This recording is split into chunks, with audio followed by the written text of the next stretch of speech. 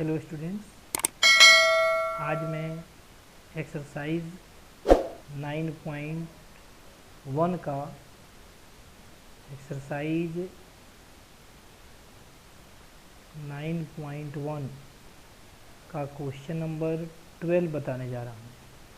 देखिए, यह important question है, ध्यान देना है। देखिए, बोला है 7 मीटर ऊंचे भवन के शिखर से। एक भवन है जिसकी ऊंचाई 7 मीटर है।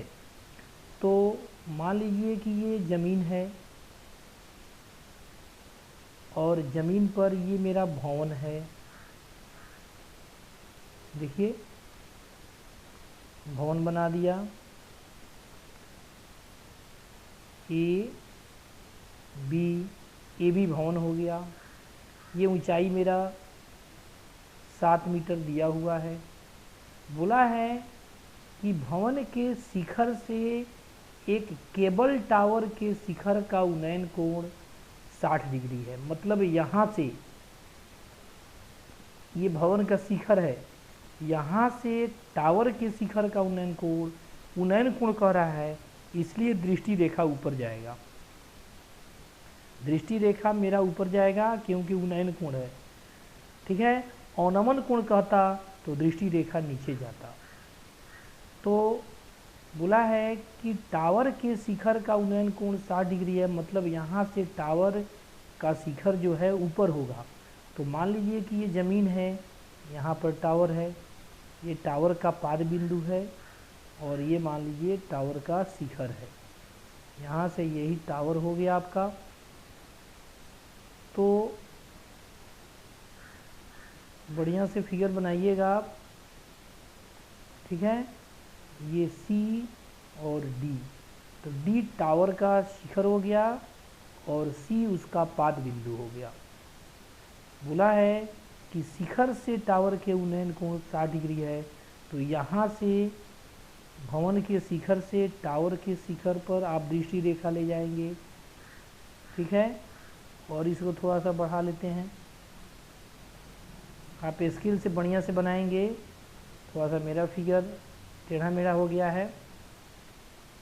अब दृष्टि रेखा जब ऊपर गया तो क्षैतिज रेखा नीचे हो जाएगा, क्योंकि उन्नयन कोण दृष्टि रेखा और क्षैतिज रेखा के बीच में होता है। ये मेरा 60 डिग्री है। और बोला है इसके पाद का अवनमन कोण, इसके मतलब टावर के, तो टार्क ये पाद ये है। अवनमन कोण बोला है तो यहीं से जिस बिंदु से कहता है वहीं पर कोण बनेगा। लेकिन अवनमन बोला है मतलब भवन के शिखर से टावर के शिखर का उन्नयन कोण 60 है। तो दृष्टि रेखा ऊपर गया और भवन के शिखर से ही टावर के पाद का अवनमन कोण 45 डिग्री है। तो अवनमन कोण बोला है, इसलिए दृष्टि रेखा मेरा नीचे जाएगा, ठीक है। और जब दृष्टि रेखा नीचे है तो क्षैतिज रेखा ऊपर हो गया और अवनमन कोण दृष्टि रेखा और क्षैतिज रेखा के बीच ही का होगा, चाहे उन्नयन हो या अवनमन हो। दोनों दृष्टि और क्षैतिज के बीच में होता है। अंतर यही है कि उन्नयन में दृष्टि रेखा ऊपर और अवनमन में दृष्टि रेखा नीचे। तो ये मेरा 45 डिग्री है, ठीक है। बोला है टावर की ऊंचाई ज्ञात कीजिए।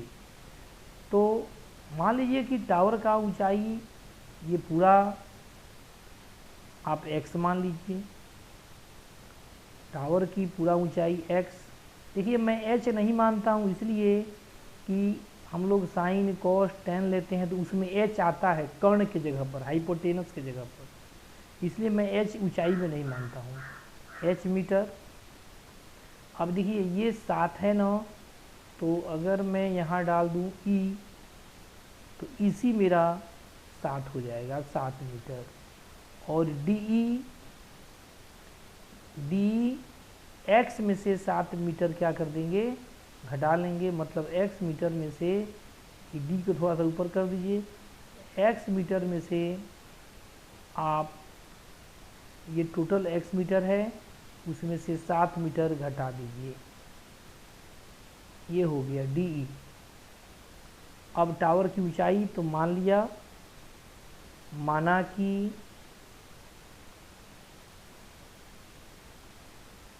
टावर की ऊंचाई, बाकी चीज़ आपको दिखाई दे रहा है फिगर में। एक टावर की ऊंचाई मान ली आप, उतना ही से सब स्पष्ट हो जा रहा है, इसीलिए ज़्यादा कुछ मानने की ज़रूरत नहीं है। अब टावर की ऊंचाई आपने मान लिया। अब आपको दो ठो त्रिभुज लेना है, दोनों समकोण।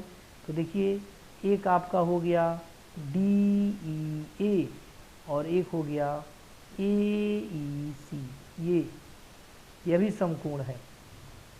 तो मान लीजिए कि आपको x का मान निकालना है, तो x का मान DEA में है, तो और एक आपको AEC भी लेना है। तो पहले आप बिना x वाला लीजिए, आराम रहेगा। तो पहले मैं AEC में काम करता हूँ। तो थीटा मेरा 45 डिग्री है, तो थीटा के सामने वाला ये P हो गया 7, ये 7 जो है P हो गया। तो हम लोग जो दिया रहता है उसको लेते हैं, मतलब P लेना जरूरी है। और बच गया 90 के सामने वाला ये H है AC, और A मेरा B हो गया। तो अब H ले कि B ले, P तो पक्का लेना है, 7 पक्का लेना है क्योंकि यह दिया हुआ है। अब आपको बताए हैं कि दो ठो त्रिभुज हो तो जो कॉमन है उसको ले सकते हैं, या ऐसा भुजा लेना जिसमें जो निकालना है वो हो। जैसे x निकालना है तो x हो, तो अब तो ना A में x है ना AC में x है, लेकिन A जो है दोनों त्रिभुज में कॉमन है, इसलिए A ही लेंगे।